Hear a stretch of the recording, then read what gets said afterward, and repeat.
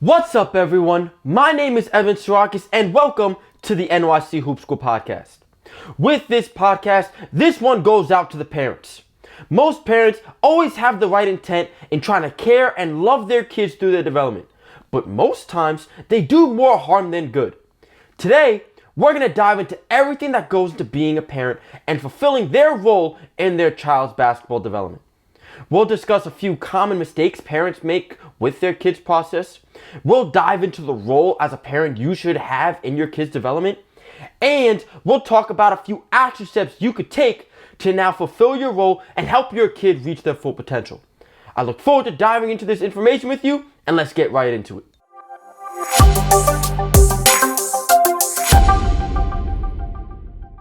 Now, with this podcast, it's going to be broken down into 3 parts. Part 1 will go through the common mistakes. Part 2 will talk about your role as a parent. And Part 3 will talk about those action steps. Let's start here with Part 1. Part 1 is the common mistakes that parents make with their kids' development. And with this, I just want to go through a few common mistakes that parents make. And there's a ton that parents make, but here's the core 5 I want to talk about. Number 1, screaming in the stands. This one drives me absolutely crazy. As a parent, you gotta realize that by screaming in the stands, you're getting your kid out of their flow state. When you get a kid out of their flow state, they don't perform as well, they get distracted, they start putting more pressure on themselves, and it becomes a very negative experience. You've also gotta realize that by screaming in the stands, it looks bad. Not only for you, but for the kid. That's very selfish. And so now by destroying the mental of your kid, they're really not gonna be able to perform at their best. They also start developing a process in their mind to maybe always look back at the parent. You're screaming at them, screaming at them, screaming at them. You want to get their attention, and what happens? They start looking at you and looking at you and looking at you. And now think about the habit that they're building. They're not focusing on the game, they're focusing on you. That's a bit selfish. And if you're the kind of parent too that hates a kind of coach that's all over your kid and it's tough to play in that situation, don't you think it's the same way as a parent? If you're screaming at your kid, it's very hard to be successful. We've got to stop making this mistake as a parent. Let's go into mistake number 2. Making your kid a victim. Most parents, when their kid is in a tough situation, they always point the finger. My kid isn't playing, and it's the coach's fault. How is that benefiting your kid by taking the focus off of them? If you're pointing at the coach, your kid's going to start pointing at the coach. And now what? They're never going to look back at themselves and say, what do I need to improve? You see, we've got to keep the focus on the player. Every coach wants to win. And so, if they want to win, they would be playing you if you were good enough. What can you do as a player to improve? Because if you're not looking at it that way, well, you're never going to improve. You're never going to play anyways. We've got to bring the attention back on the player. As a player, how can you turn this negative situation into a positive one? What are some advantages of you not playing? Maybe it's getting extra lifts in, extra workouts in. Maybe you could be a little bit more creative on the court and develop different parts of your game. Overall, you got to realize that we can't just point fingers and make our kids a victim. You got to point that finger back at the kid and be like, you're not good enough. And now this leads right into mistake number 3, not being honest with your kid. Maybe you're always pointing the finger and you're always saying, oh, you're doing great, kid, you're doing awesome, but it's the coach's fault. You've got to be honest with them. If your kid isn't performing well, you've got to be honest. Don't always tell your kid they're doing great when they're not, just to make them feel better. You've got to be honest with them. And it's not doing it in a harsh way. You could walk them through a simple reflection process that is unemotional. What are 3 positives from the game? What are 3 negatives from the game? What are 3 goals you would have for next game? Simple as that. There's no emotions there. And by doing that now, what you're doing is you're being honest with them. You're looking at the facts. And now you're building. Don't just point fingers. Don't just say, oh, you did fine. Reflect on things. You've got to be honest with them. Mistake number 4. Getting involved with the coaches and not allowing your kid to get involved. So let's say you're in a situation where your kid isn't playing. Well, don't go right to the coach as a parent. Make your kid do that. They've got to mature. They're eventually going to have some tough conversations. Make your kid have that conversation. Because once you get involved as a parent, things get very complicated as a coach. And you don't want to be the kind of parent that came between your kid playing on that court. You put yourself at risk to do that. You might think you're helping the kid, but you won't be. You got to get your kid to get full responsibility. Have them navigate through the issues. And then now they can grow through that. What you've got to realize here is this. You can scream in the stands all you want. You could make your kid a victim. You could lie to your kid and say they're doing great when they're really not. You can get involved with the coaches and not your kid. But you've got to realize that the biggest mistake that we're all making here is you're not allowing your kids to fail. You got to let your kids fail. You got to let your kids struggle, because struggle leads to growth. And the process of them failing is what's going to build them up as a player. It might spark something that might lead to more results in the future. Maybe they're not playing on their high school team right now.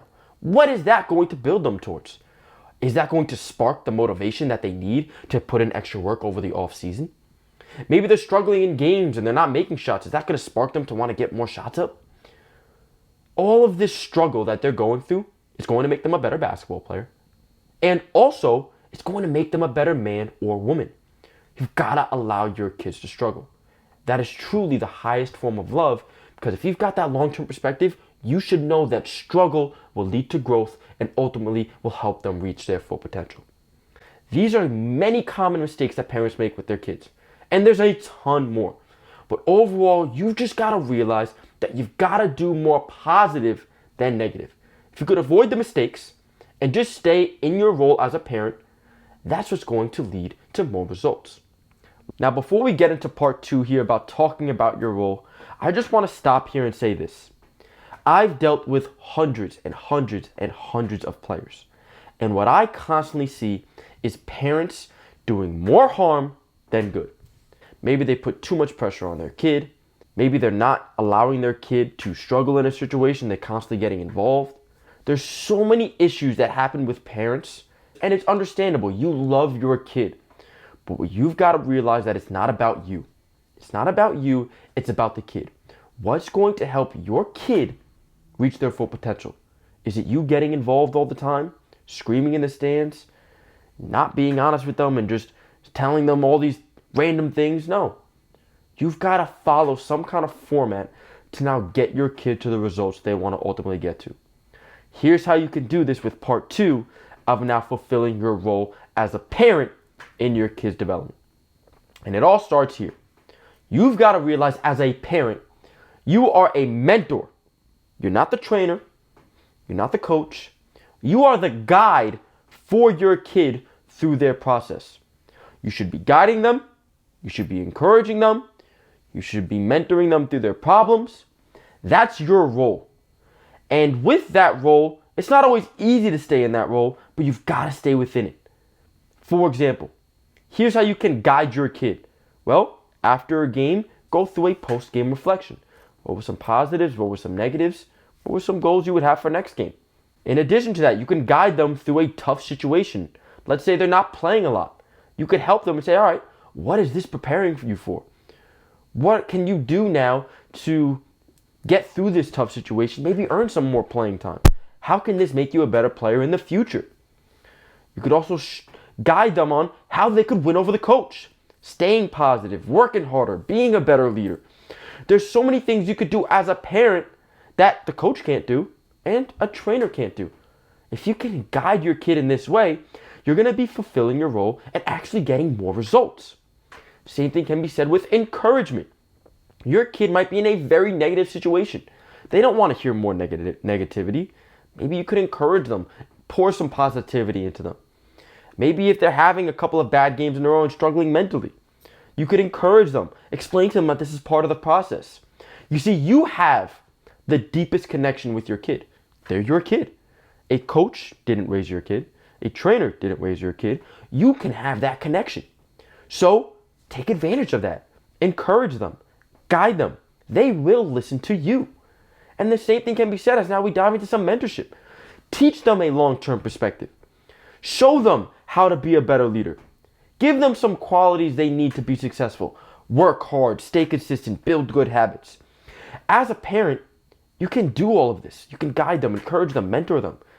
You could guide them in a way where they have to now execute their schedule to now reach their full potential. You can do all of this as a parent, but it all starts with you just fulfilling your role. Overall, you've got to realize that you've got to put your kid in a position to be successful. You can do the research to guide them with the right trainers.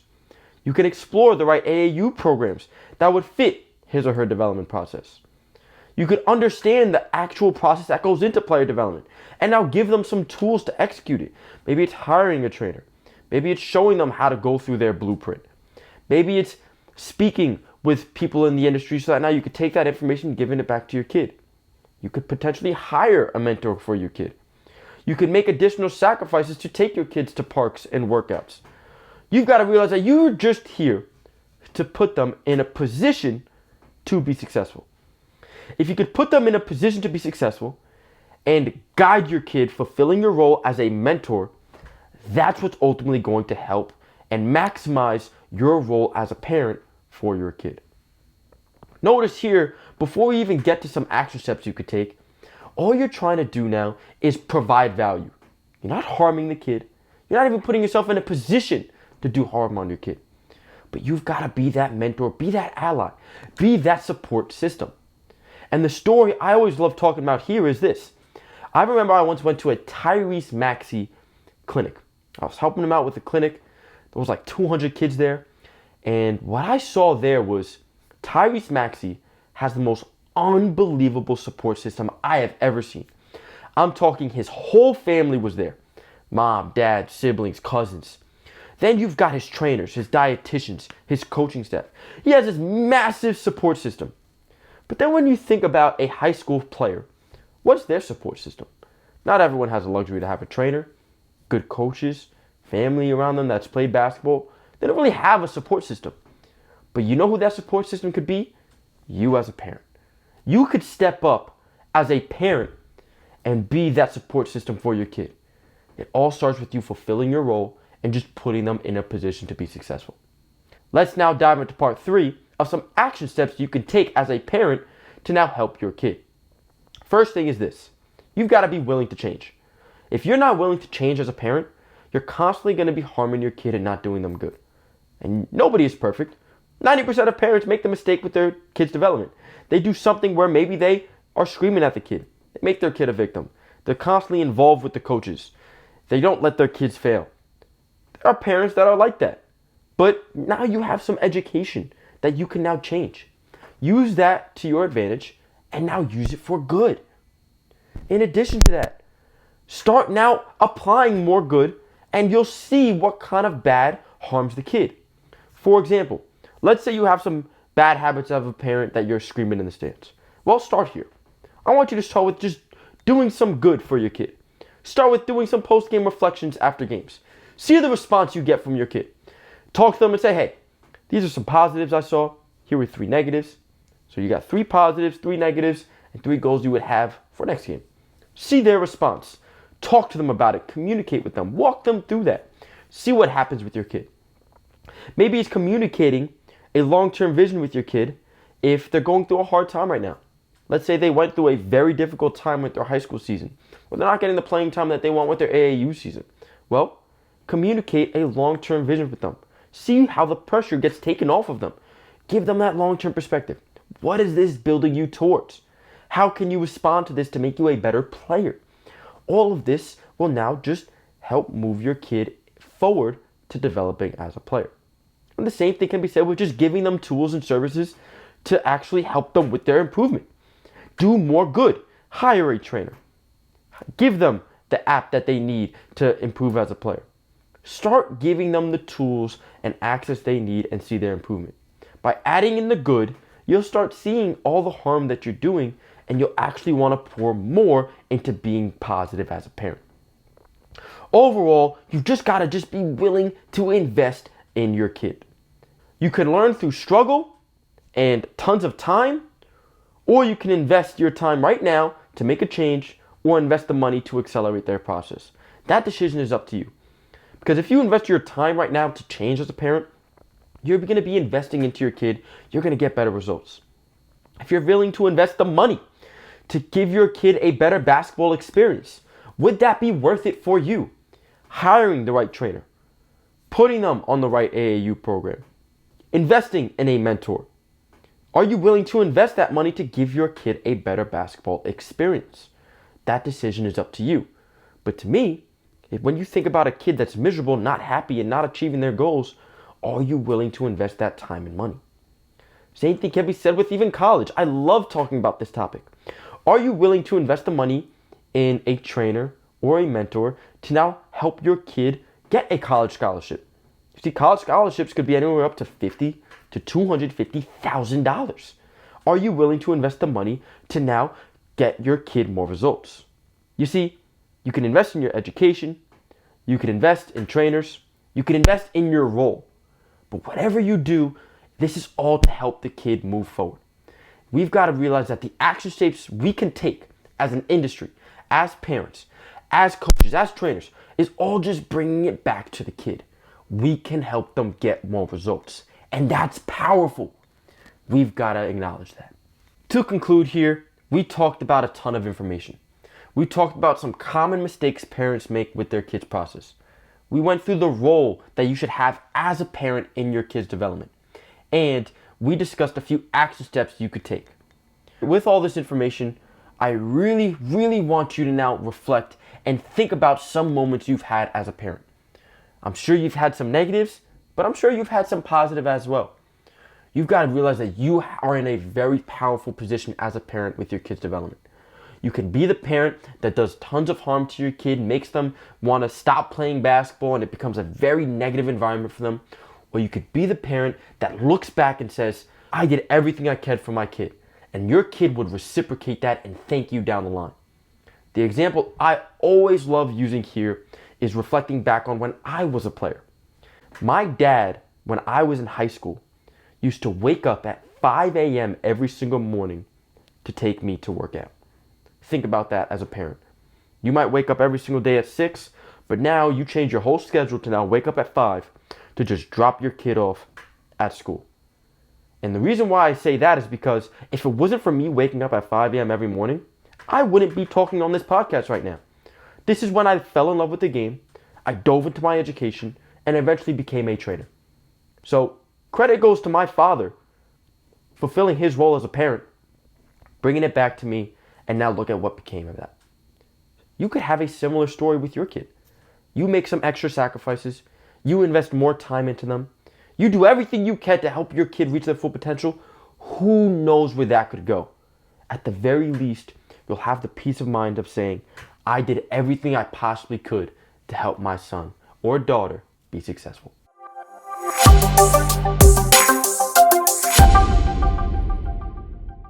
At the end of each podcast, we give you an execution key to execute all the information in the podcast. And the execution key for this podcast is to take one thing from this podcast and apply it to your process as a parent. If you're the kind of parent that recognizes that you make some mistakes, well, have that reflection with yourself and change. Find one thing you can change and execute that. Maybe it's a bad habit you have of always yelling at your kid. Maybe you put your kid as the victim in front of their tough situation. Maybe you're not fulfilling your role the right way. Whatever it is, find one thing and change it. Because all it takes is one change that can make a positive impact on your kid.